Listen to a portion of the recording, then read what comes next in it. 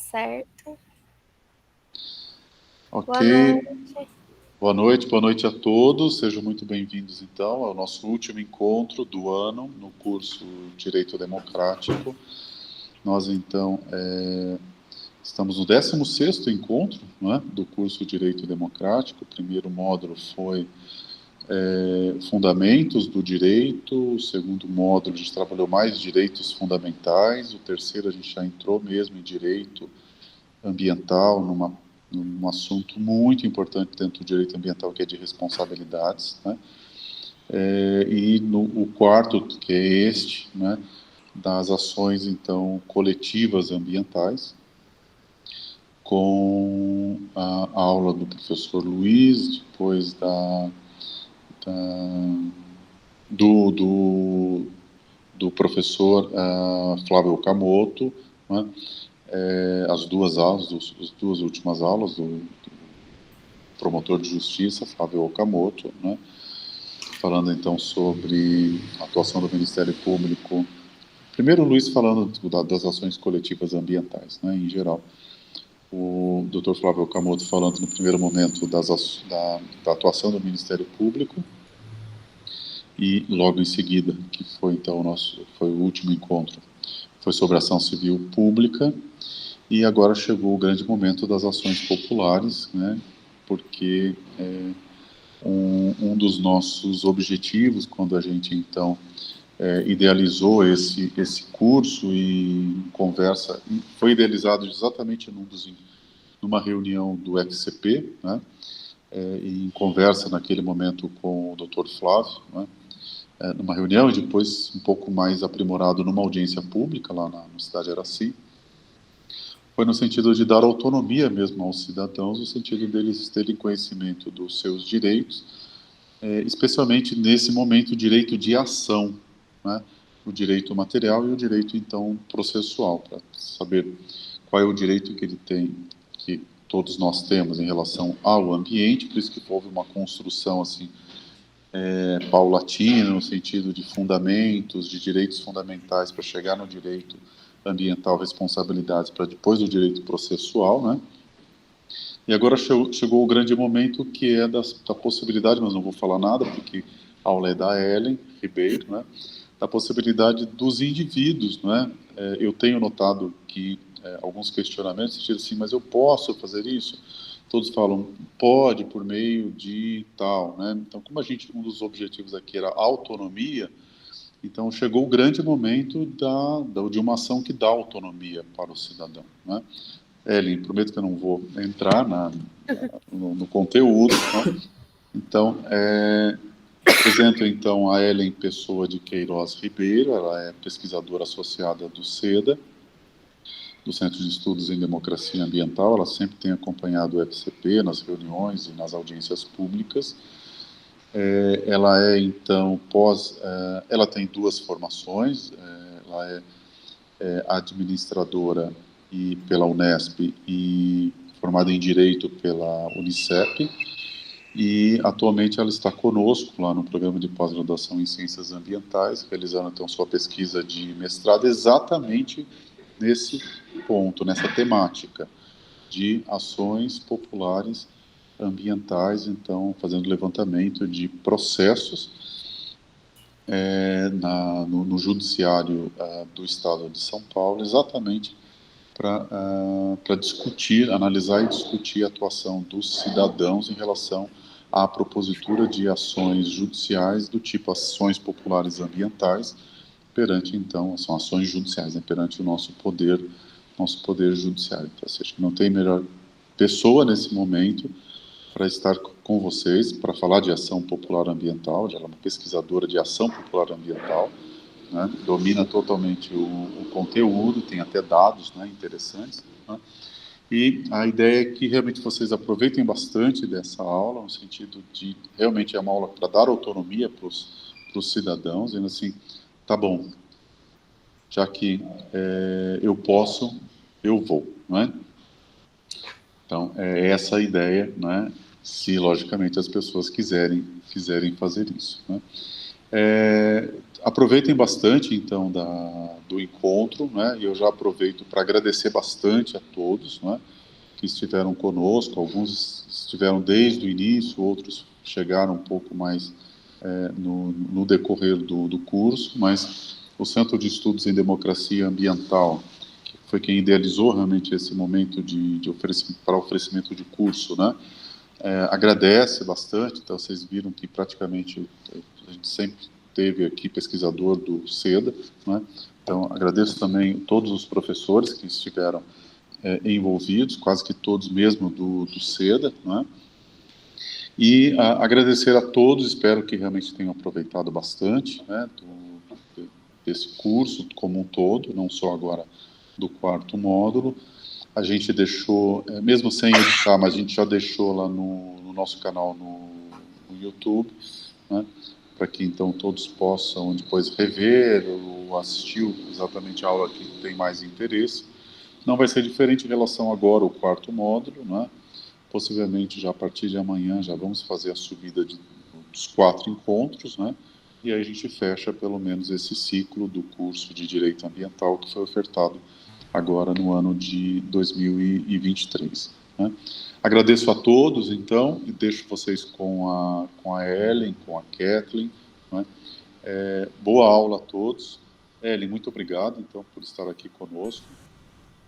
Eu que agradeço o convite. Bom, vamos lá. Eu preparei um material para dar essa aula para vocês. Eu vou transmitir aqui. Primeiramente, está todo mundo me ouvindo certinho? Né? Então, para me ver. Eu peço desculpas já antecipada, porque eu tô com uma tosse, minha garganta não tá nos melhores dias, então, eventualmente, eu vou dar uma tossidinha. Mas tá tudo certo, tá bom? Qualquer dúvida que vocês tiverem, se quiser levantar a mão aqui no chat ou fazer no final da apresentação, tá bom? Deixa eu compartilhar aqui. Vou colocar a tela cheia que eu acho mais fácil.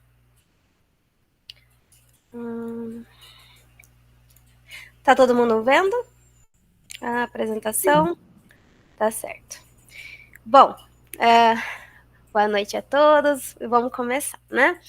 A nossa aula de hoje vai ser sobre ações populares, com foco aí nas ações populares ambientais. Como o professor Celso falou, esse é o foco da minha pesquisa. O que eu trouxe para vocês hoje é um panorama, assim, bem geral. Assim, eu não vou entrar em nuances tão específicas do direito, que eu acho que não ia ser... A gente não tem tempo hábil para isso, e também acho que ficaria um pouco descabido, assim, né, ter tanto detalhamento e talvez não seja nem adequado, né, esse é o papel do advogado, cuidar desses detalhes depois, mas achei importante trazer para vocês algumas noções bem importantes sobre o tema. Então, aqui eu vou disponibilizar esse material para vocês depois. Todas as fontes do material eu coloquei no final. Aqui tem até um link, se vocês, na hora que vocês estiverem lendo e quiserem se aprofundar, eu coloquei um link direto para a Constituição Federal no site do Senado, tá certo? Eu também coloquei um link para a Lei da Ação Popular. No primeiro momento, eu gostaria de trazer para vocês alguns aspectos constitucionais a respeito da ação popular. Eu não sei se vocês já viram isso ao longo do curso, mas talvez seja importante relembrar, tá? Então, a primeira coisa que eu queria trazer para vocês são dois fundamentos da República Federativa do Brasil. Eles estão no artigo 1º da Constituição Federal, tá? É o inciso 2º e o inciso 3º, que é o da cidadania e o fundamento da dignidade da pessoa humana. Por que eu trouxe esses fundamentos, né? Por que eles se relacionam com as ações populares ambientais?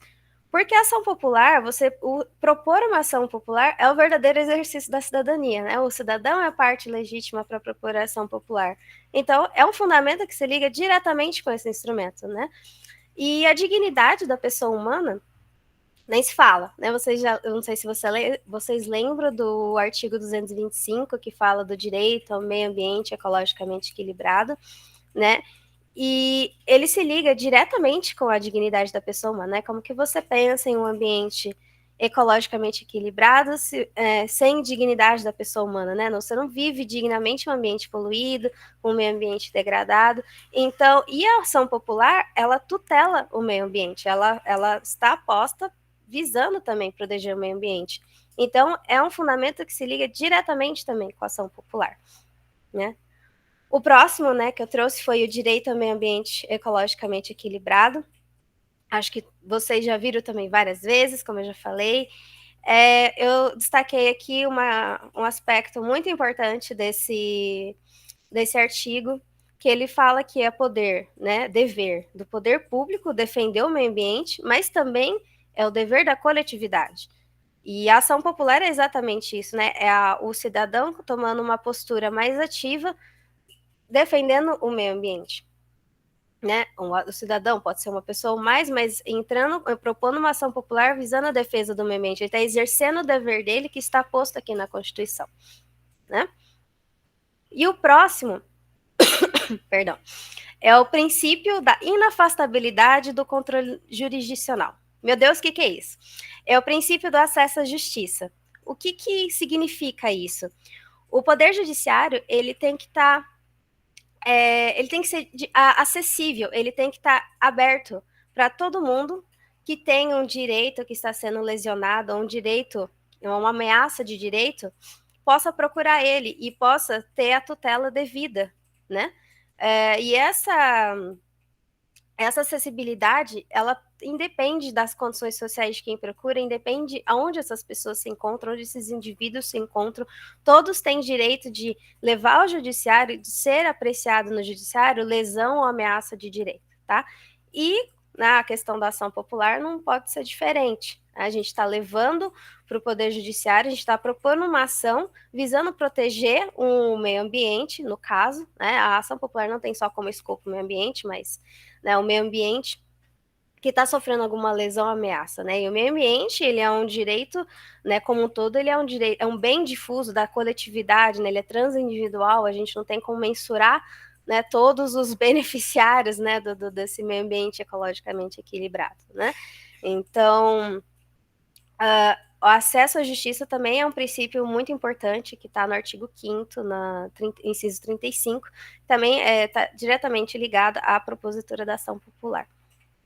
E por fim, aqui, só trazendo a ação popular, porque ela está na Constituição, ela está no artigo 5º, no inciso 73, em que ela coloca: qualquer cidadão é parte legítima, reforçando o papel do cidadão para propor ação popular, né, que vise anular ato lesivo ao patrimônio público ou de entidade que o Estado participe, à moralidade administrativa, ao meio ambiente, ao patrimônio histórico e cultural, ficando o autor, salvo comprovada má-fé, isentos de custas judiciais e do ônus da sucumbência. Não se preocupe em entender tudo isso aqui agora. Eu vou procurar explicar melhor esses pequenos detalhes que o artigo traz ao longo da aula, mas só para vocês entenderem que ela também está posta na Constituição. Ela tem lei própria, mas ela também está na Constituição. Ela está no artigo 5º, que é o artigo de direitos e garantias fundamentais. Eu não sei se vocês já tiveram curiosidade de ler esse artigo, ele é gigantesco. E assim como outros remédios constitucionais, ela também está lá, tá certo? E coloca aqui que ela é instrumento hábil para anular ato lesivo que possa prejudicar o meio ambiente, tá certo? Bom, entrando aqui no mérito da ação popular, eu trouxe primeiramente alguns aspectos históricos para mostrar para vocês como que ela foi se inserindo no nosso ordenamento jurídico, tá certo? Então, a primeira vez que apareceu, eu não posso nem chamar de ação popular, tá? Um instrumento, assim, uma ação popular bem pré-histórica, porque o cidadão nem era parte legítima para propor, né, e tudo mais, mas era um instrumento, assim, que começava a caminhar para esse sentido, né, para o escopo da ação popular que a gente tem hoje, né? Foi na Constituição de 1824, logo depois que nós nós tivemos a nossa independência declarada, né, em 1822. Ele trouxe a ação popular como forma de um instituto público garantidor dos direitos fundamentais e da moralidade administrativa, mais especificamente contra juízes e funcionários da função judiciária, tá certo? Então, bem limitado o escopo dessa ação na época, mas foi a primeira vez que apareceu algo assim, remotamente similar. Depois a gente teve a Constituição Republicana de 1891, que não fez mais menção a esse instrumento. Depois a gente teve a Constituição Federal de 34, que daí ela trouxe a possibilidade da gente anular qualquer ato administrativo lesivo ao patrimônio público, tá? E autorizar qualquer cidadão a ser parte legítima para pedir essa nulidade. Depois a gente teve a ditadura do Getúlio Vargas, né, o Estado Novo, que foi de 37 até 45. A ação popular não apareceu nesse período. E depois a gente teve a Constituição de 46. A ação popular aparece novamente e ela colocou na qualidade de agente passivo, além de a gente poder colocar como réu entidades estatais, ela trouxe também a possibilidade de a gente processar, por exemplo, autarquias, sociedades de economia mista. Perdão, gente, eu beber um golinho de água.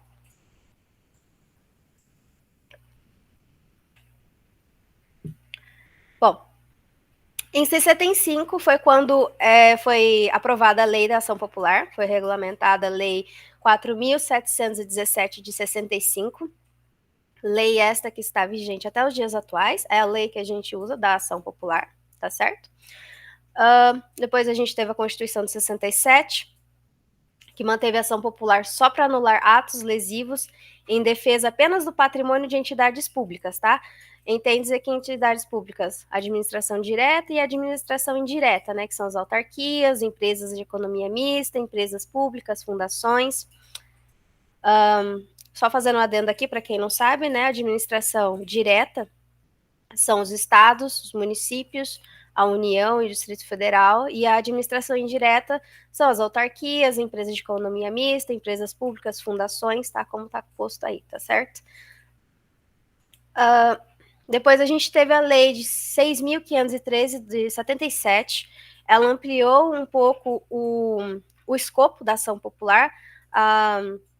Agora, além de a gente poder proteger os bens públicos, né? A gente podia proteger direitos de valor econômico, artístico, estético, histórico, turístico.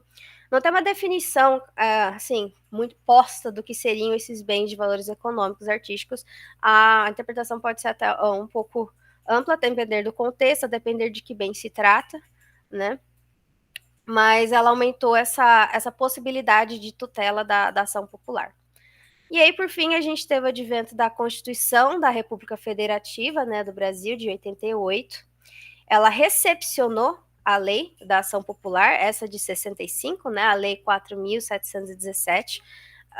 Recepcionar, né, é o ato que a Constituição nova, ela verifica a lei, ela passa por uma análise das leis anteriores e vê se elas são compatíveis, né, com o texto constitucional. E as que são, elas são recepcionadas no ordenamento jurídico, né? Porque a lei da ação popular, ela é de 1965, tá certo?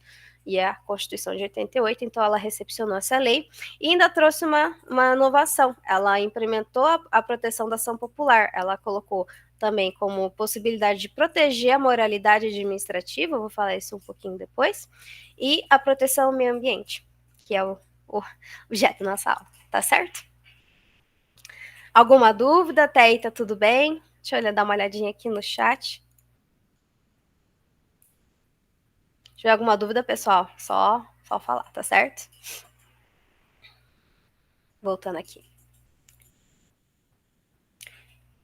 Bom, só para dar uma incrementada na nossa aula, eu trouxe aqui só uma rápida definição do que são remédios constitucionais, lembrando que a ação popular é um tipo de remédio constitucional. Vocês leem essa expressão e pensam, mas o que é isso? O que é um remédio constitucional? A finalidade deles é impedir ou evitar ilegalidades ou abuso de poder, tá certo? A ação popular faz parte do rol dos remédios constitucionais, todos previstos na Constituição, no artigo 5º, tá certo? Com uma pequena exceção que eu vou falar já já. Tá bom? O que são esses remédios? Eles derivam dos direitos e garantias fundamentais, do direito à vida, à liberdade, à igualdade, à segurança, à propriedade privada. Eles são garantidos a todos os brasileiros, natos, naturalizados, estrangeiros, tá certo? E quais são eles? O habeas corpus, né? Eu não sei se vocês conhecem, quando a gente tem o nosso direito de liberdade ameaçado ou cerceado, a gente tem esse instrumento que chama habeas corpus. A gente tem o mandado de segurança, que quando a gente tem um direito líquido e certo, e alguém, né, a gente chama de direito líquido e certo, e algum agente público não nos dá esse direito, vou falar assim de maneira bem geral, a gente tem o mandado de segurança, mandado de injunção, é quando a gente tem um direito que deveria estar disciplinado em lei, mas por algum motivo ninguém faz essa lei. Por exemplo, o direito de greve de servidores públicos foi objeto de muito problema. E tinha uma previsão para que uma lei fosse feita sobre o direito de greve dessas pessoas, porém essa lei nunca foi feita e era cabível o mandado de injunção. A gente tem o habeas data, que é quando a gente quer ter acesso a dados pessoais nossos, sempre seu, em bases públicas de dados e nos negam esse acesso, ou ainda nos negam que a gente faça alguma retificação nesses dados. A gente tem um habeas data para tutelar esse direito. A ação popular, que é que a gente vai estudar hoje. E o último aqui, eu coloquei ação civil pública, mas eu vou colocar um pequeno parêntese, porque parece que parte da doutrina não reconhece que a ação civil pública é um remédio constitucional. Tá? Em alguns lugares ela está colocada junto, em outros lugares ela não está colocada junto. Opa, alguém mandou alguma coisa aqui no chat. Pode falar, Kátia. Oi. Elin, não entendi do habeas data. Você pode ser mais específica, que eu fiquei curiosa. O habeas data, ele é uma peça processual, tá? É um instrumento processual. Ele é feito quando você tem, por exemplo, uma base de dados pública de uma entidade pública, tá certo? Você quer ter acesso a esses dados. E esses dados, é importante eu frisar para você que você quer ter acesso aos seus dados. Não são dados de terceiros, não são dados de outros. São dados seus que estão lá. Você quer ter acesso a esses dados que a entidade tem. Às vezes você precisa retificar alguma coisa, às vezes você precisa ver o que tem ali em seu nome, às vezes você tem um problema relacionado a isso, e você precisa ver quais são os dados que essas pessoas têm, entendeu? São N situações. Ah, entendi. E você precisa ter acesso, mas lembrando que são dados públicos, tá? Acho que, por exemplo, eu posso falar um exemplo aqui, eu posso estar falando besteira, tá? Mas, assim, por exemplo, às vezes de uma base de dados dentro da Previdência Social, do INSS, ou qualquer coisa nesse sentido, que você queira ter acesso, mas estão te negando o acesso. E aí você entra com esse habeas data. Ou você precisa fazer uma mudança nesses dados, mudança de nome, mudança de qualquer coisa, e eles também não deixam, entendeu? Uhum. Tem todo um trâmite específico, tá? Para você entrar com essa ação, você tem que ter tido uma negativa dentro da própria instituição, né? Eles te negaram lá dentro, às vezes você entra com um processo administrativo lá dentro, eles vão negando, e você fala, nossa, não vai rolar, então você ingressa no judiciário. Por exemplo, eu até estou com um problema, por exemplo, eu trabalhava numa empresa que ela me deu um e-mail, e aí a pessoa tirou o e-mail e todos os dados que eram meus, que estavam lá dentro, eu fiquei sem acesso. Aí eu pedi, pra você ter uma ideia, faz 4 anos que eu peço isso, só que ele não é público, né? É uma instituição particular. Sim. Tem que ser público. Tem que ser público, são bases de dados públicas, que você entra com habeas data. Tá, obrigada. Tá certo? Imagina, que isso. Bom, continuando aqui, ação civil pública, como eu falei, nem todo mundo entende que ela é um remédio constitucional, mas eu coloquei ela aqui para não ficar faltando, né? Eu também acho ela tão importante quanto, né? Não sei se vocês perceberam, mas acho que vocês vão perceber ao longo da aula que até o escopo da ação civil pública, ela é um pouco diferenciada, ela abarca mais assuntos, né? Até direito consumerista, enfim. A ação popular era um pouco diferente. Mas muito importante, tão importante quanto. Tá? Então, aqui a gente tem um remédio constitucional previsto no artigo 5º, inciso 72, foi instituída pela Lei 4.717. E o que ela protege? Patrimônio público, de modo geral, da entidade da administração direta e indireta, bens e direitos de valor econômico, artístico, estético, histórico ou turístico. Essa parte vocês vão encontrar na Lei da Ação Popular. E aí a Constituição coloca mais dois, que é a moralidade administrativa e o meio ambiente, tá certo? Opa, não estava no modo apresentação. Nós temos duas espécies, então, de ação popular. Uma ação popular preventiva. O que é ação popular preventiva? Que você propõe ela antes de acontecer a lesão ou o dano, tá certo? E a repressiva, que a proposta depois que já aconteceu o dano. Aí, como que isso se dá? Por exemplo, a gente tem, vamos supor que a prefeitura de município X, ela autoriza a construção de uma obra em uma área que ela tem APP, a construção que vai acontecer ali, ela vai mexer com o sistema hídrico, vai mexer talvez com algum processo erosivo que tenha começado a acontecer no local.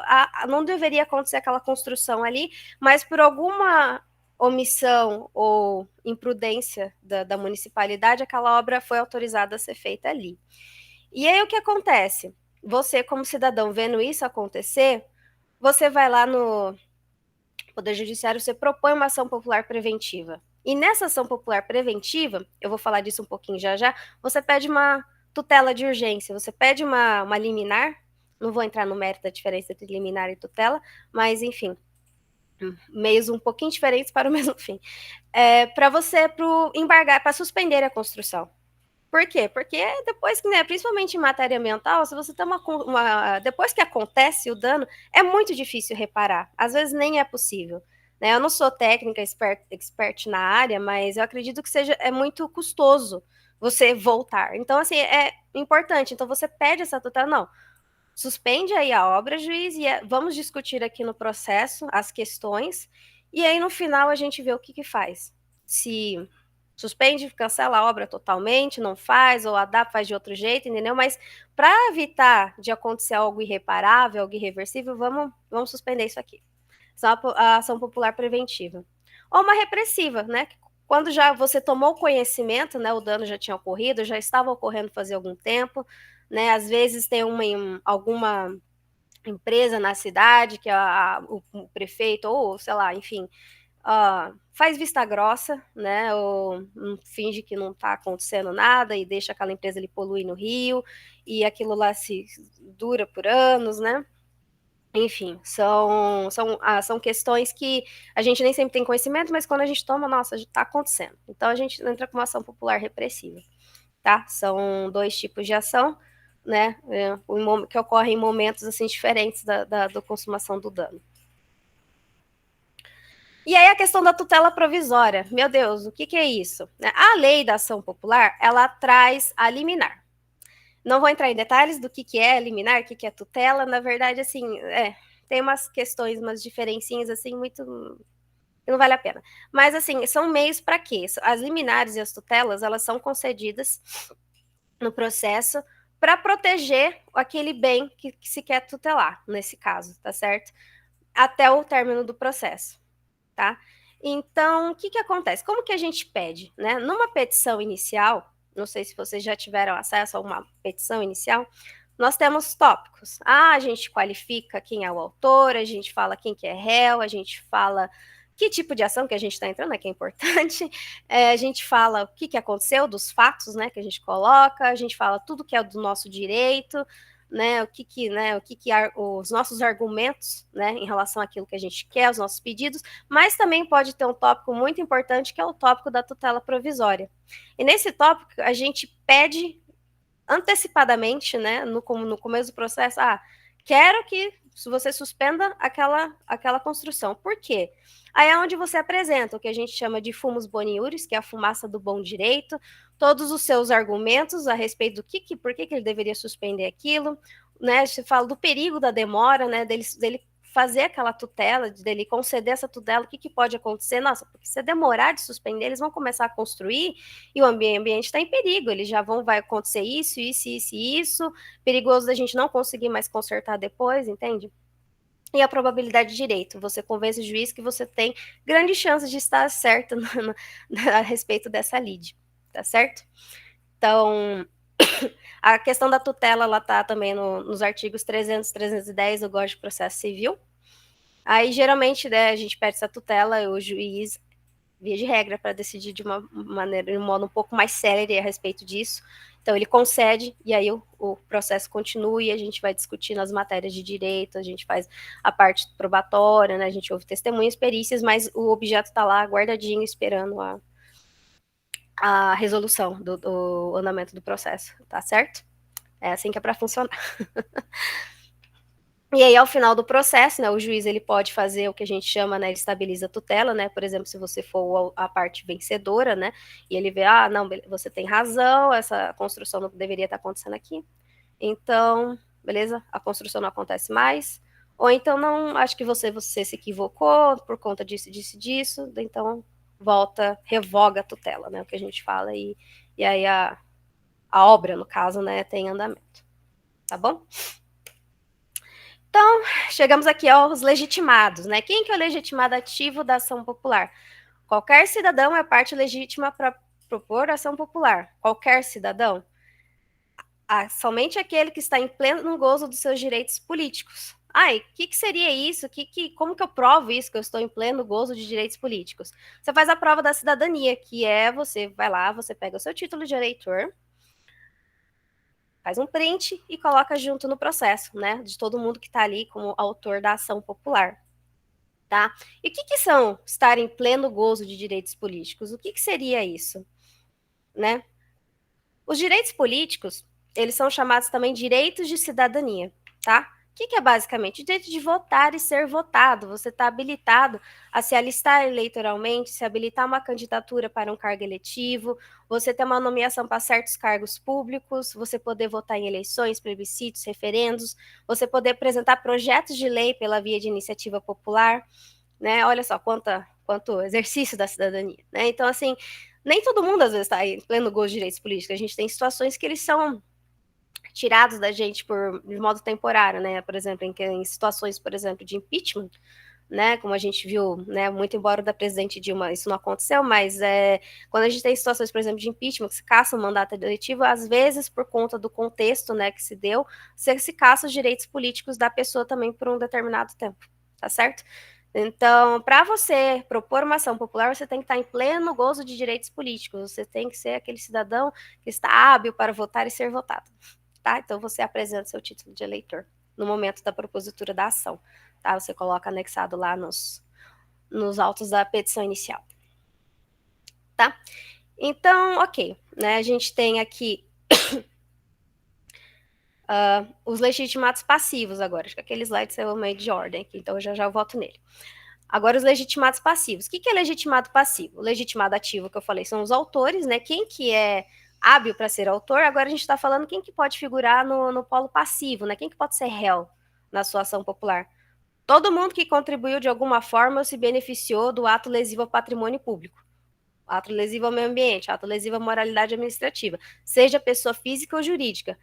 E por que eu coloquei esse todos de negrito aqui? Porque tem que ser todo mundo mesmo. Inclusive, isso é uma questão que pode ser questão de nulidade processual. Seu processo pode ser extinto se você não colocar todo mundo ali, tintim com tintim, quem que está se beneficiando desse ato.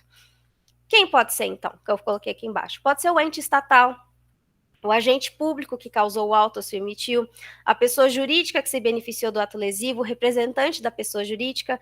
Então, voltando no meu exemplo lá, que a gente tem uma construção que foi autorizada, que não vai ser um lugar ali que não pode, e a prefeitura autorizou, foi omissa, ali agiu com imperícia, imprudência, enfim, né? Então, quem que a gente coloca no polo passivo da nossa ação? A prefeitura, prefeito, né? O agente público que permitiu que isso causasse, ou fez vista grossa que isso causasse, né? Pode ser o prefeito, pode ser, enfim, quem que for, que está envolvido lá dentro. A pessoa jurídica, na empresa, a construtora, a incorporadora, enfim, quem que está fazendo aquilo, e o representante dessa empresa. Então, nós temos já 4 pessoas aqui que podem figurar no polo passivo, que podem não, devem figurar no polo passivo, tá certo? E uma coisa, um detalhe importante que eu vou falar para vocês, que não vou falar que inexiste, porque eu acho que isso no direito, falar que é algo absoluto é muito perigoso, mas assim, é muito difícil e raríssimo ver uma ação popular em que não exista o que a gente chama de litisconsórcio passivo, ou seja, não tenha mais de um réu no polo passivo da ação. Geralmente é sempre mais de um, tá? Eu, pelo menos na minha pesquisa que eu estou desenvolvendo, todos os processos que eu vi, não tinha um processo que figurasse uma pessoa só no polo passivo, tá certo? No polo ativo, claro, às vezes a gente tem um autor, mais de um autor, né? Às vezes uma coletividade de pessoas, mas no polo passivo, geralmente, sempre, quase sempre, é mais de um, tá bom? E é muito importante que eles estejam, todos os envolvidos estejam incluídos no polo passivo, tá bom? E aí a gente tem a questão da competência. O que é competência? Para onde que eu mando essa ação, né? Em que lugar, né? Aqui em São Carlos a gente tem juizado especial civil, juizado especial federal, a gente tem vários, a gente tem subseções que são da Justiça Federal, onde que eu mando? Juiz de primeiro grau. É no local, mais ou menos, onde o local de origem do ato, que a gente quer impugnar. Ah, ok, aconteceu aqui em São Carlos, vou lá na vara e eu vou distribuir essa ação lá. Ou vou na subseção. O que vai diferenciar se a ação ela vai tramitar na federal ou vai tramitar na estadual? Vai depender do bem a ser tutelado, se existe interesse da União naquilo ou não, se o bem pertence à União, se a União está envolvida ou não, e se estiver lá, os autos são remetidos para a esfera federal, ou então, né, se você já entrou diretamente na esfera federal, tá certo? Dos processos que eu olhei, geralmente, a maioria, assim, 90% estão tramitando na esfera estadual, tá certo? Então, é aqui na cidade mesmo, não tem nada assim, não, tem que ir lá no tribunal, não, é aqui na vara mesmo, no juiz aqui de primeiro grau de direito, tá certo? Alguma dúvida até agora, gente? Tá dando para entender? Quer que eu vá mais devagar? Né? Deixa eu dar uma olhadinha aqui no chat, ver se eu não perdi nada. Tá ótimo? Tá dando para entender? Perfeito. Vamos continuar. Vamos lá. Bom, só lembrando aqui uma coisa, que eu pulei aqui atrás, porque eu acho que o meu slide acabou pulando aqui. Vamos ver onde está. Bom, só uma coisa importante que eu acabei deixando passar é o seguinte. Tem uma questão na lei da ação popular que funciona assim. Você distribuiu sua ação, ela está na mão do juiz, o que o juiz vai fazer? Tem ou não tutela de urgência, ele vai analisar isso, ele tem que citar os réus, né? O que é citar os réus? Né? Você dá a ciência à parte contrária de que existe um processo correndo contra ela e que você está dando a oportunidade para ela contestar, argumentar contra aquilo que você está falando, certo? Então, o que a pessoa jurídica, ou, né, enfim, o que a pessoa pode fazer quando ela é citada em um processo de ação popular? Ela pode contestar a ação, falar, não, ele está equivocado, eu não estou fazendo nada ilegal, né, por conta disso e disso. Meus atos estão legitimados pela lei tal, pelo regulamento tal. Ou então ele pode simplesmente silenciar, né, não se manifestar, e atuar ao lado do autor como uma espécie de assistente simples, tá certo? Isso eu peguei da lei, nunca vi acontecer. Nos processos que eu vi, eu não vi isso acontecer, tá certo? Todos que eu vi, eles contestaram a ação, tá bom? Era só um detalhe que eu queria trazer para vocês, tá? Voltando aqui. Bom, a lei da ação popular, ela traz assim para a gente no artigo 2º. São nulos os atos lesivos ao patrimônio das entidades mencionadas nos casos de... Então, aqui, o que ele fala? Os atos praticados contra as entidades mencionadas, as entidades de direito público, né, os atos contra elas são nulos quando eles têm alguns erros, alguns vícios, tá certo? Aqui eu estou falando de quando a gente vai tentar impugnar um ato que foi cometido contra uma entidade da administração pública direta e indireta, tá? E esses atos, né, para a gente querer impugnar, né, eles têm que estar com vícios, né? Vícios de incompetência. Quem fez esse ato não tinha competência para fazer isso. Essa pessoa não tinha que fazer isso que não estava dentro das atribuições dela, tá certo? Ou, tem um vício de forma, né? A pessoa que cometeu esse ato contra essa entidade, ela não seguiu todos os requisitos necessários. Ela pulou umas partes, ela pegou um atalhozinho, sabe? Então, ela não seguiu a forma necessária. O objeto foi ilegal, o ato dela em si é ilegal, ela fez algo que ela não poderia, ela violou a lei. Inexistência de motivos, ela fez um ato que não tem motivação para fazer, entendeu? Às vezes ela causou um prejuízo ao erário, ao dinheiro, aos cofres públicos, sem motivação alguma, entendeu? Às vezes por alguma outra influência, mas não existia motivação para a existência do fato, né? Se verifica quando a matéria de fato de direito, em que se fundamenta o ato, não existe, é materialmente inexistente ou juridicamente inadequada, tá? Ou desvio de finalidade, o agente pratica um ato visando um fim diverso daquele que ele divulga, tá bom? Então, são tipos de vícios que também a gente pode combater em ação popular quando a gente verifica que alguém cometeu esses atos contra uma entidade da administração pública, enfim, tá certo? E outra coisa que eu queria trazer para vocês é um entendimento importante da STF, né, no nosso Supremo Tribunal Federal. Eles entendem que não precisa o autor popular comprovar de que existe prejuízo material aos cofres públicos, que houve danos ao erário, para a ação popular, ela ser uma ação, né, para ela merecer ser julgada, né? A pessoa não precisa trazer isso aos atos. Basta o quê? Que ocorra uma lesão, um ato, e desse ato ocorra uma lesão a todos aqueles bens que a gente falou, né? Os da entidade os bens públicos, ao patrimônio artístico, cultural, histórico, ao meio ambiente, à moralidade administrativa, basta que haja um ato, um nexo causal e desse ato ocorra uma lesão, um dano, tá certo? E o nexo causal, obviamente, né? Eu acho que o Dr. Flávio falou disso um pouco ou na semana passada ou na aula anterior, tá? E aí, o que é a moralidade administrativa? Né? Tá entre o rol dos bens tutelados pela ação popular. Moralidade administrativa, ele se remete aos princípios da administração pública, né? Como ele fala aqui, né? Demonstração de prejuízo material, cadê? Norma essa que abarca não só o patrimônio material da entidade pública, como também o patrimônio moral, cultural e histórico. Aqui, basta a legalidade do ato administrativo invalidar, cadê?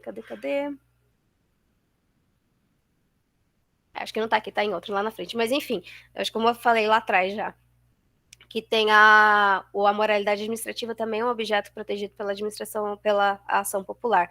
Né? O que implica essa moralidade administrativa? Tudo que está ligado com os princípios da administração pública, tá? Quais são esses princípios? Da legalidade, que a administração pública só pode fazer o que a lei autoriza. Nós, cidadãos, a gente pode fazer tudo, com exceção daquilo que a lei proíbe. A administração pública é diferente, ela só faz aquilo que a lei autoriza, tá certo? Esses são os princípios da administração pública. A impessoalidade, todos os atos da administração pública, eles têm que ser feitos visando o interesse da coletividade, né? Não visando a proteger ou a beneficiar uma pessoa ou um grupo específico de pessoas, tá bom? A moralidade também é um outro princípio, né? Porque ela é pautada pela boa-fé, lealdade, probidade. Não só o agente tem que agir de acordo com a lei, mas também pela boa-fé, lealdade, probidade. A publicidade, os atos da administração pública, eles têm que ser divulgados oficialmente. Então, quando a gente tem publicações no diário oficial, né, é a administração pública dando publicidade daquilo que ela está fazendo às pessoas. E a gente, como bom cidadão, a gente lê, não é mesmo? Né?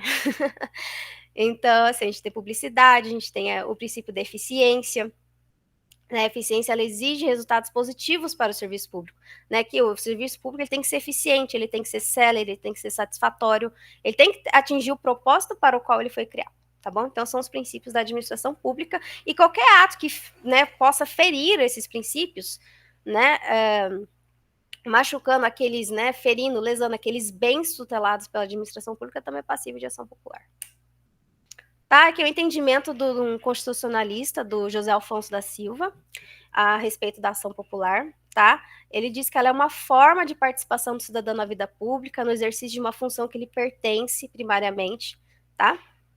Ela dá oportunidade ao cidadão de exercer diretamente uma função fiscalizadora, tem uma posição ativa nesse sentido, né, que por regra, segundo ele, é feita por meio de seus representantes nas casas legislativas. Então, ao invés da gente se quedar inerte e esperar que nossos representantes políticos, né, façam algo a respeito, a gente toma uma posição, uma postura ativa e, através do exercício da cidadania, a gente propõe a ação popular, né, e visando o quê?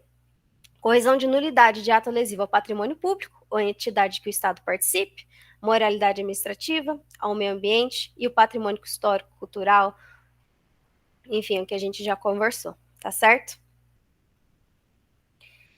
E aí, gente, a gente tem o Ministério Público. Ele precisa participar no processo da ação popular, tá?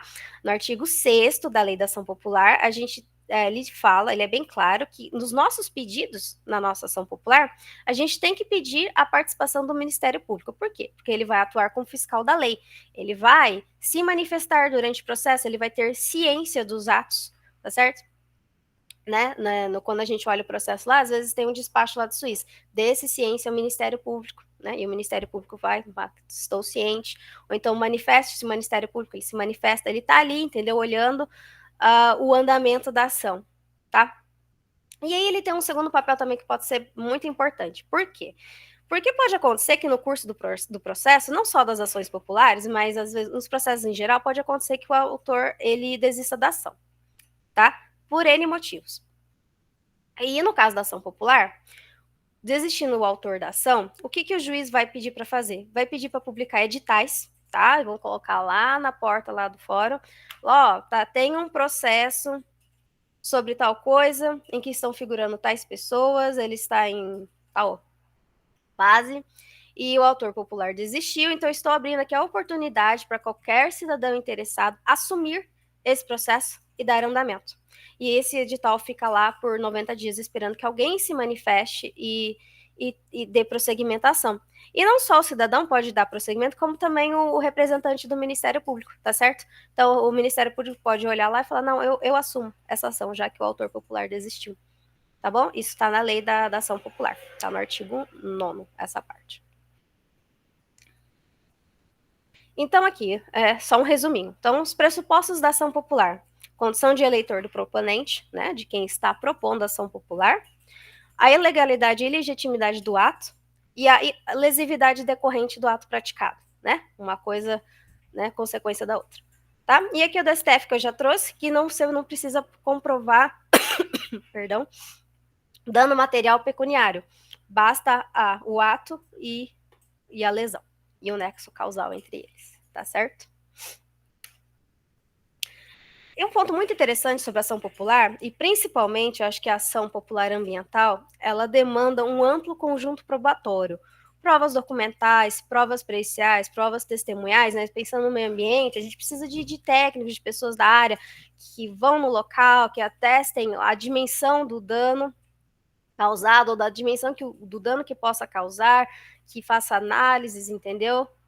E isso é quase inerente aos tipos de processo de ação popular, alguns processos de ação civil pública, e é importante, é claro que é importante que a gente tenha a atuação de peritos no processo, que a gente tenha todo esse conjunto probatório, né? Às vezes, pode ser um pouco custoso, principalmente para o autor popular, mas assim, existe a possibilidade, vamos supor, a gente é parte hipossuficiente no processo, nós somos civis entrando com ação, processando entidades que têm todo um arcabouço, todo um suporte jurídico, né? A gente tem a prefeitura, que tem os procuradores jurídicos, a gente tem empresas que têm departamento jurídico, então assim, claro, é um pouco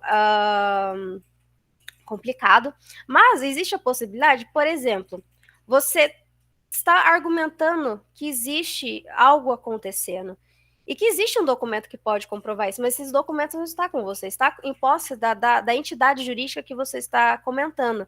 Você pode pedir para o juiz, na sua petição, a ajutada desses documentos a que você se refere, que fale o que você está argumentando, entende?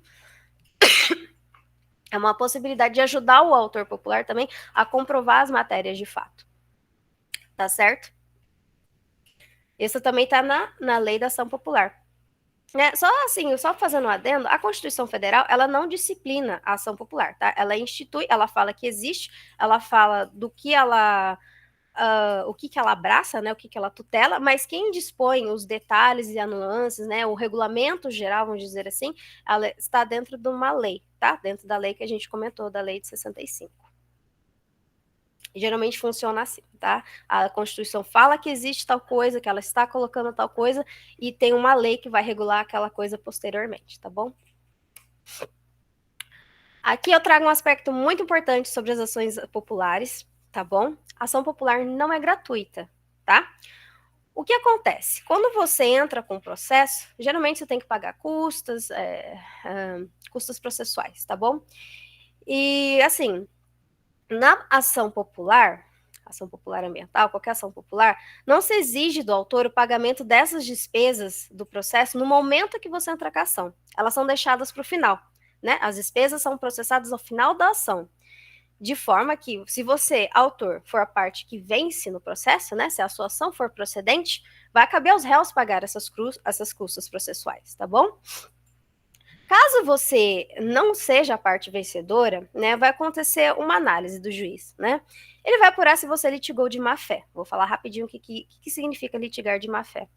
Ah, não litigou de má fé? Tudo bem, ele se equivocou, tudo bem, a causa, né, tudo bem, foi um exercício da cidadania, foi nobre o que ele fez, apresentou argumentos bons, mas infelizmente, né, enfim, né, não deu.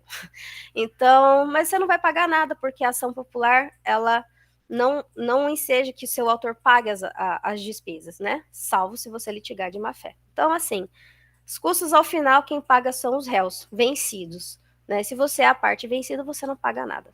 Tá bom? Salvo se você litigou de má fé. E outra coisa muito importante é que você precisa contratar um advogado para propor a ação popular, tá certo? Você não pode ir você fazer um documento e distribuir, tá certo? Você precisa de um advogado. Tá? E o que é esse negócio de litigância de má fé? Ah, nossa, tá no artigo 80 do Código de Processo Civil. Tem várias situações, tá? Mas assim, grifei algumas que eu acho mais importante. Se você altera a verdade dos fatos, né? Você vê uma situação, você dá aquela aumentada, você insere algumas coisas ali que não são verdades. Se você usa do processo para conseguir algum outro objetivo, às vezes para ganhar notoriedade no meio que você tá, se você não quer, na verdade, que aquela obra seja construída, talvez porque vai afetar alguma coisa no seu âmbito particular, entendeu? Se você opuser resistência injustificada no processo, o juiz pedir alguma diligência, que você faça alguma coisa e você deixa de fazer muitas vezes e não faz da maneira correta, entendeu? Você mostra que você um certo relaxo, vamos dizer assim, tá?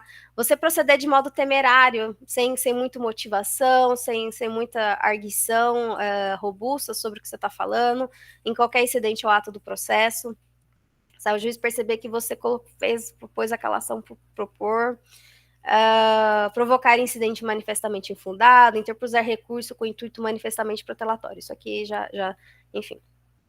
Mas assim, né, esses são casos de má-fé que se o juiz constatar, né, tem a questão das custas processuais, tá certo? Para o autor popular. E aí, né, entrando no último tópico da nossa aula, né, eu vou falar um pouquinho da ação popular e a proteção ao meio ambiente, né? Então, por que propor uma ação popular? Porque ela pode ser uma ferramenta poderosa para combater práticas danosas ao meio ambiente, como desmatamento ilegal, poluição, degradação de áreas protegidas, né? Em relação à tutela ambiental, a gente pode falar que a gente está defendendo o interesse coletivo, né? Você está defendendo os interesses da sociedade. Lembrando que o meio ambiente é um bem transindividual, um bem que a gente não mensura a extensão das benesses de quem tem direito ao meio ambiente ecologicamente equilibrado, né? A ação popular, ela promove a participação cidadã nas tomadas de decisões, né? Você exerce sua cidadania de forma ativa, né? Você não se põe numa posição de espectador, você está agindo em prol do meio ambiente. Né? E é uma forma de você pressionar o poder público a cumprir suas obrigações relacionadas com o meio ambiente. Você sensibiliza a sociedade e a opinião pública e isso gera uma pressão sobre as autoridades e as entidades públicas a tomar uma atitude e agir em conformidade. Entendeu? Porque tem alguém ali, um autor, tornando público, trazendo à discussão uma determinada atitude. Entende? Então, por isso que é tão importante, é um instrumento tão importante, né? É claro, na minha pesquisa eu constatei ainda que as ações populares, elas ainda são menos utilizadas que ações civis públicas, porque ainda existe essa não participação do cidadão, né? E as ações civis públicas, elas podem ter, né, o representante do Ministério Público, né, como o autor, como o promotor Flávio falou, né? Então, elas são mais numerosas, né? Tem o exercício do promotor, né? Faz parte da função típica do Ministério Público, também propor ação popular, inquérito civil. Ação popular não, ação civil pública, inquérito civil. Então, elas são mais numerosas. Mas existem, eu vi várias ações populares. É interessante o escopo dessas ações, né? Eu vi ações, pessoal, propondo, né, para a questão de resíduos sólidos, teve uma época daí da Covid, que teve algumas questões, assim, muito interessantes que foram trazidas em ações populares. Esses dias eu estava estudando sobre ações populares, eu me deparei para eu tenho um livro de constitucional aqui em casa, e a autora desse livro, ela colocou uma frase muito interessante, que ela fala que a interpretação do juiz a respeito da tutela, né, dos bens, do patrimônio histórico, cultural, meio ambiente, ela tem que ser o mais lato possível, né, e isso eu achei muito legal, né, ou seja, a interpretação dele tem que ser o mais ampla possível, porque é um exercício de cidadania legítimo que pode trazer um benefício verdadeiro, entende? Então, essas são minhas referências bibliográficas, tá certo? Esse é o livro que eu mencionei, se alguém tiver curiosidade, tá? É uma autora muito legal. Essa aqui são as leis que eu usei, algumas outras fontes que eu peguei os textos que eu apresentei para vocês. Se vocês quiserem, eu envio a aula aqui no chat. Eu espero que tenha sido proveitosa, que talvez tenha correspondido às expectativas de vocês a respeito da ação popular. E é isso, gente. Muito obrigada. Eu vou dar uma olhadinha aqui no chat. Só não repare aqui que meu trabalho tá uma bagunça. Obrigado, Ellen. Né? Muito bem, parabéns. E vamos abrir, então, para as perguntas. Né? Fiquem à vontade. Pode ficar à vontade, pessoal, não se acanhe.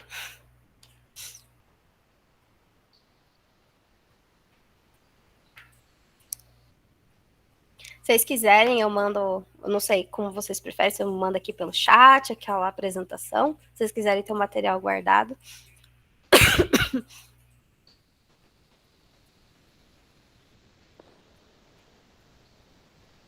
Passou rápido, Kátia? E ela quer o material, muito bom. Que legal, eu mando sim, pode deixar. Vou mandar aqui. Cumpriu o tempo, na verdade é assim mesmo que a gente organizou uma hora de fala e depois um debate. Né? Tá certo. Alguém sabe como envia coisas aqui pelo chat? Eu nem sei se é possível. Você pode mandar para o meu e-mail, amanhã eu já encaminho também. Isso que eu ia falar, para mandar por e-mail. É que eu estava tão compenetrada na aula que eu nem vi o horário passar. Atordoados. Eu posso. Pode deixar, mando sim. Obrigada, agradeço. Espero que eu tenha correspondido às expectativas de vocês. Eu confesso que eu estava um pouquinho receada, porque eu sei que as expectativas eram altas sobre essa aula. Então... Todos nós, né? Então, assim, né? Mas foi muito boa, foi muito esclarecedora, realmente, né? Você tocou nos principais pontos, né? Em complemento, inclusive, ao que o Dr. Flávio já havia falado, em alguns momentos ele falava assim, olha, também é possível por meio da ação popular, mas a aula vai ser na próxima semana. Né? Então, assim, acho que somando os conhecimentos lá passados pelo Dr. Flávio, né? E também pelo Luiz, né? Eu acho que realmente alcançamos o objetivo. Não sei, se não tiver pergunta, a gente pode encerrar. Não sei se não vamos ter mesmo, né? Lembrando que estamos sempre à disposição, né? Vocês sabem que o CEDA está sempre à disposição de vocês, são todos, ou quase todos, fazem parte da FCP, estamos juntos, né? E depois estaremos aí à disposição para tirar eventualmente uma dúvida, a Ellen, ou eu, ou qualquer um de nós, né?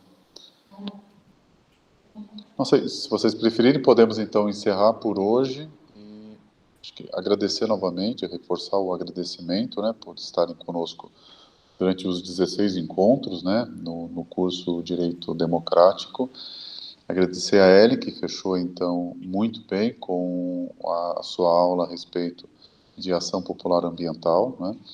Era um anseio de praticamente quase todos, né, que sempre comentavam isso, mas enfim, né, o que eu posso fazer afinal, né, está aí, né, foi colocado, né, está posto, como você que realmente colocou, né, é uma ação, um remédio constitucional aí à disposição de todos, né, para que possa haver o exercício da plena cidadania, né, a busca pela defesa do meio ambiente, que é de todos, né, transindividual, ele é, então, meta individual, né, e felizmente nós temos esse remédio processual à nossa disposição já há bastante tempo.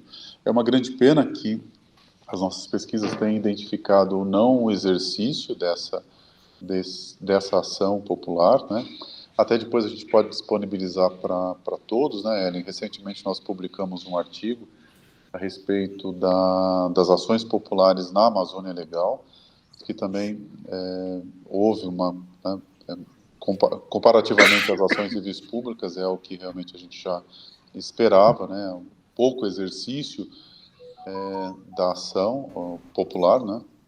Oi, Dalva.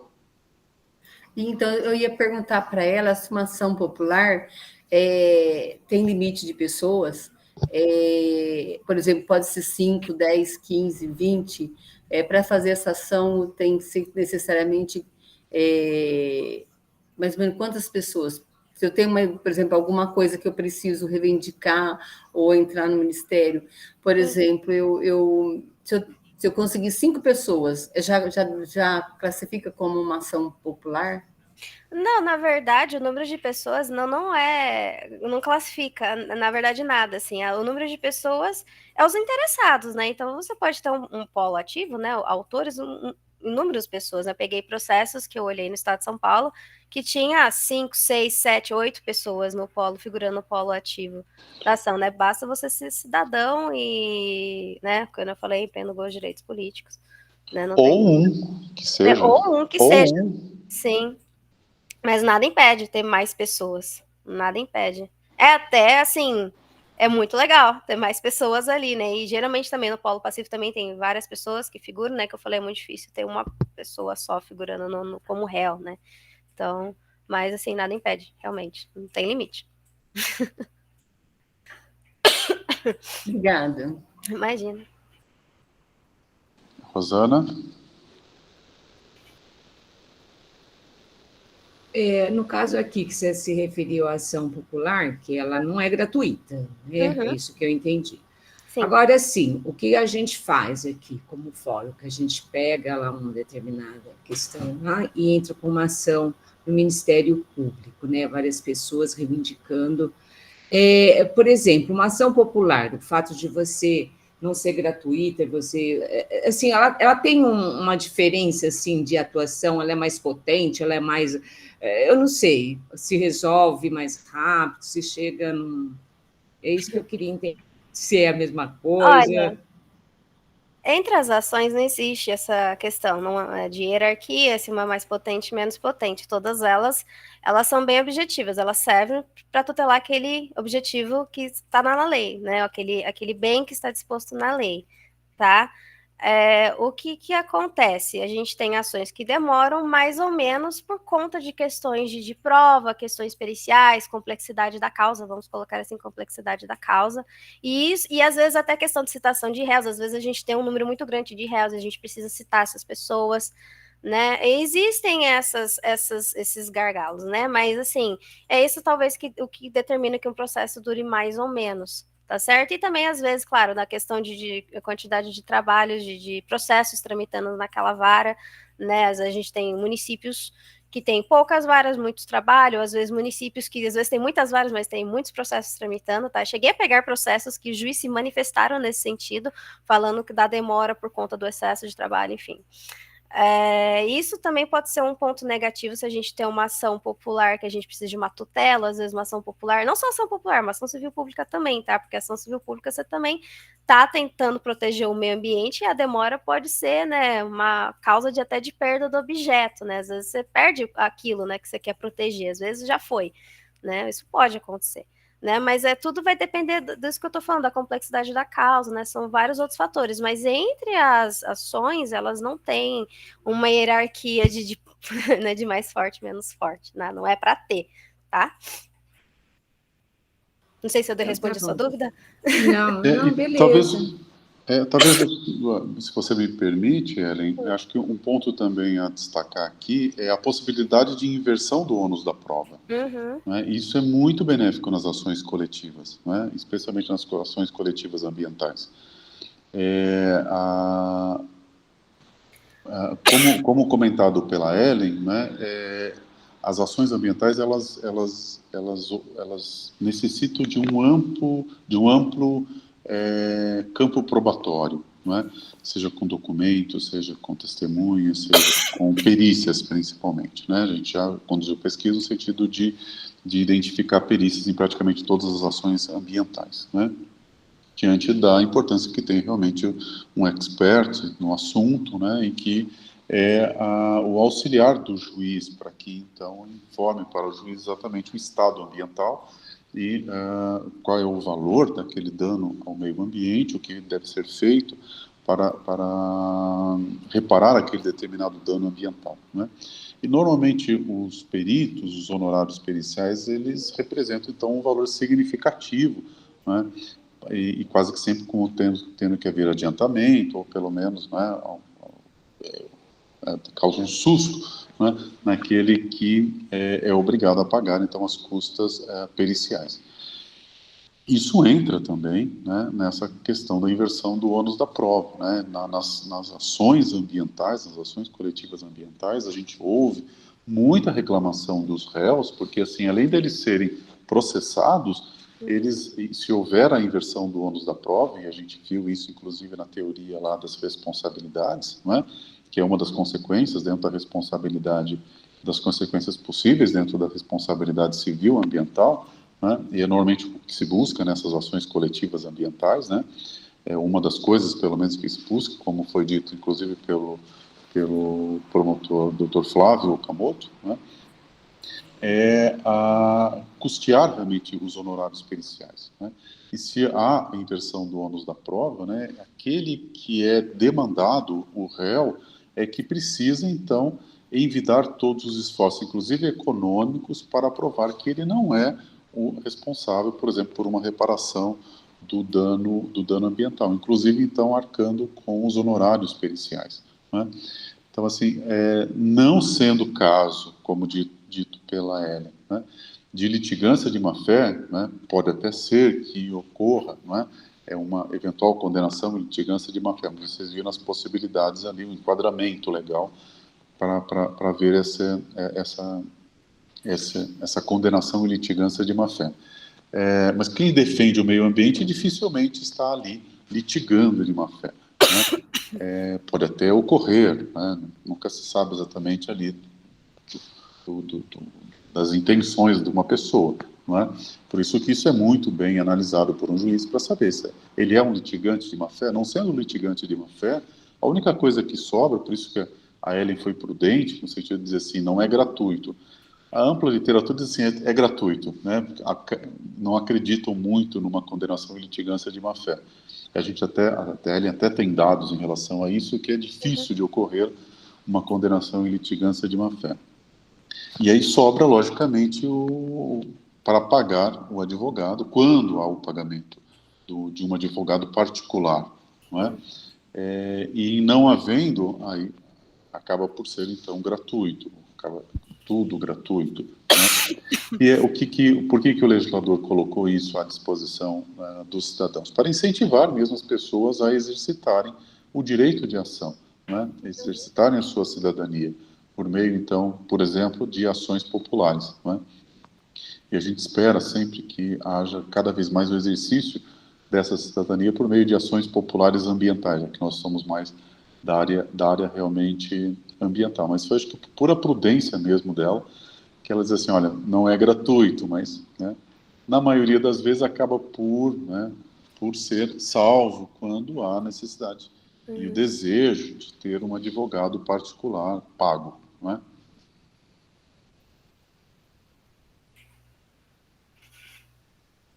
A Dalva, acho que é mais uma pergunta, acho que a mão está levantada, acho que ela só não baixou. Não baixou, não, eu só vou querer fazer um comentário. Tá bem. À vontade. O que acontece muito nos rios, por exemplo, das indústrias jogarem muitos seus produtos, né, contaminando uma mortandade de peixe. Então, eu fiquei imaginando assim que muitas vezes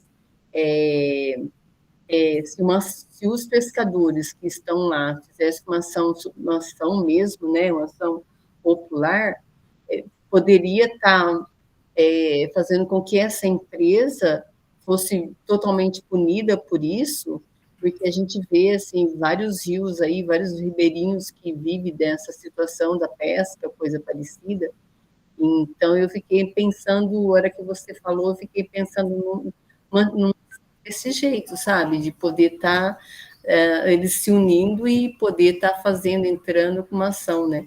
A única coisa é os custos, né? Que fica complicado. Acho que assim, um pensamento que me veio na hora. Não tem custos, né? Os custos processuais não existem, salvo se a pessoa for condenada em litigância de má-fé. Desculpa, Ellen.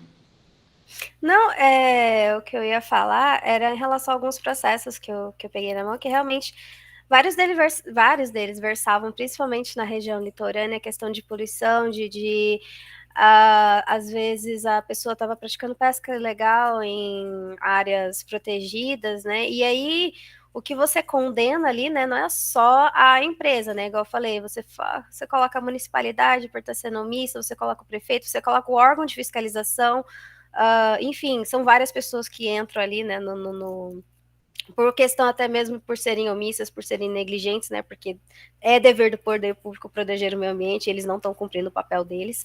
Então, eu peguei várias ações nesse sentido, de poluição, de águas, pescas ilegais, e com pluralidade de autores também, né. Então, assim, é possível, sim, né, as custas, né, é aquela questão só, né, não tem custos processuais, né. Coloquei aquilo só para vocês entenderem que às vezes chegam no advogado e falam, não, é gratuito. Não é uma ação gratuita, existe essa situação, mas acho que o legislador colocou isso, mas assim, ele não pensa que uma pessoa que vai proteger o ambiente está ingressando ali de má fé, né? É para facilitar a vida dele. Não, você não precisa pagar custo, você vai entrar porque você quer proteger o meio ambiente, e isso é super válido, é um exercício da cidadania, né? Então, isso a gente discute ao final, e se for procedente, então, né, quem paga são os réus, né? Você não precisa nem se preocupar com isso, e o processo encerra se você for improcedente e acabou, né? Você não tem mais, né, nada a se preocupar em relação a isso. E eu acho que reforçar, já em decorrência desse comentário da Dalva, reforçar, acho que 2 pontos, né? Que não precisamos ter numa ação popular um concurso de autores, um litisconsórcio ativo. Pode ter somente uma pessoa, Dalva, que um deles, né, que ingressa em juízo por meio de uma ação popular ambiental é o suficiente. Um outro ponto é em relação ao conceito de poluição, ou de poluidor, na verdade. A Política Nacional do Meio Ambiente, a 6938 de 81, ela fala que, lá no artigo 3º, que poluidor é qualquer pessoa física ou jurídica, de direito público ou privado, por isso que a Ellen disse assim, tem que pôr todo mundo, porque todo mundo pode ali estar, pode incorrer, por exemplo, em poluição. Então, qualquer pessoa física ou jurídica, de direito público ou privado, que direta ou indiretamente cause degradação ambiental. Então, assim, causar a degradação ambiental, que é a alteração adversa das características do meio ambiente, esse mesmo artigo ele conceitua assim degradação ambiental, né? E todos esses que, de uma forma ou de outra, por uma ação ou uma omissão, né, seja o próprio poder público, porque assim, qualquer pessoa, física ou jurídica, inclusive de direito público, né, pode ser chamada, então, para responder, né? Pode ser chamada em processo, né?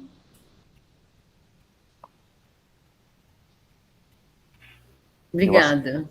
Imagina. Mais alguma pergunta? Acho que podemos encerrar, agradecer então a todos, especialmente então a vocês que estiveram conosco, né? Oi, Kátia. Eu só quero perguntar se essa aula vai ficar disponível também no...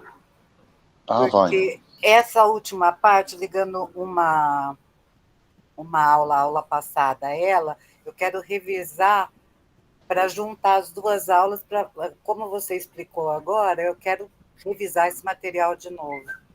Eu lembro muito bem que às vezes o Flávio comentava a respeito disso, olha, ação popular vem aí, não é? Porque ele falava assim, olha... E como é voltado ao meio ambiente, então é bom rever a aula lá e rever a sua e ver a sua fala, aí a gente consegue guardar. Sim. E mas vai estar, sim, eu acho que a partir de amanhã eu já faço a subida, né? E eu faço a subida de todas, eu não estou fazendo, não estou editando, porque não está tendo pessoal para isso, a gente bota mesmo bruto, né?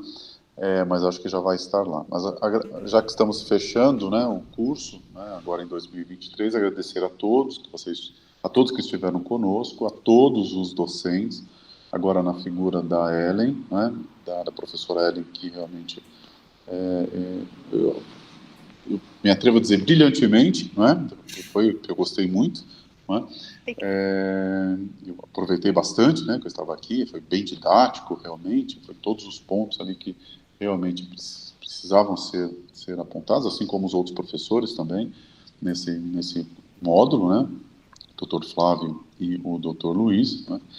Agradecer a todos os docentes e discentes, né, e dizer que logo as aulas estarão lá no nosso canal, e pedir para que vocês, então, se não fazem parte ainda do FCP, que considerem fazer parte do FCP, que também é um movimento muito importante, que a gente tem, então, incentivado bastante, inclusive o próprio Dr. Flávio tem incentivado bastante, não é? E a ideia surgiu realmente para os membros, o curso para os integrantes do FCP, depois a gente abriu para todos os outros, porque o FCP é de todos, na verdade, né? Essa semana mesmo encontrei uma professora da Federal diz assim, olha, eu faço parte do FCP, só estou um pouco distante, mas eu vou voltar para o FCP. Quer dizer, ele é flutuante mesmo, a pessoa vem quando quer, quando pode, né? E essa liberdade é muito importante também para os membros do FCP. Então, já considero todos do FCP, né? Se ainda não fizerem parte, farão parte quando puderem fazer parte, né? Espero que todos tenham aproveitado, né? Oi, Dalva. Aproveitando a sua oportunidade da sua fala, devido a uma aula maravilhosa dessa, né, a gente precisa de ações, né, e de pessoas assim que já estão praticamente fazendo os cursos para estar somando no FCP, né, porque eu acho que isso vai enriquecer muito, né, e a gente vai poder pensar, né, assim, pensar com uma grande, maior, né, com grandiosidade para certas ações que às vezes a gente pode até estar fazendo na cidade mesmo e ajudando as pessoas. Então, não necessariamente a gente só quer entrar com ação, mas a gente ajuda poder o FCP poder estar auxiliando as pessoas dessa forma de poder estar somando com as pessoas na cidade, ou em outras, ou nos seus bairros. Então, acho que esse curso vem para somar essa ajuda, né, e essa formação do FCP mesmo, que vai poder agregar muito para todos juntos, porque aí vai ser um corpo, né, que a gente precisa de todo mundo, de todas as pessoas, né, de todas, e aí eu acho que vai poder conseguir fazer, o FCP vai poder crescer, poder se mostrar mais, poder divulgar mais para as pessoas que ainda muitas pessoas não têm essa oportunidade de conhecer. Então, acho que esses cursos vêm para somar mesmo com as pessoas no FCP. É isso, muito obrigada. Obrigado, Dalva, eu também eu concordo com você. Pessoal, obrigado então, um abraço a todos, bom descanso, né? E a gente vai se vendo. Até mais, gente. Muito Qualquer obrigada. coisa é só entrar em contato. Eu agradeço, Gente, obrigada, tchau. E Obrigado, espero ser hein? convidada para mais coisas e poder fazer. Obrigado. Eu também quero agradecer essa oportunidade, né? Porque Obrigado mesmo. eu sou fã de carteirinha, né? Do FCP. Então, nossa, gente, eu quero mais que dê certo mesmo. E vai dar. Tá dando. Tá dando sim. Bom, Um abraço a todos, então. um abraço. Boa noite. Até mais, vamos Um abraço. Tchau.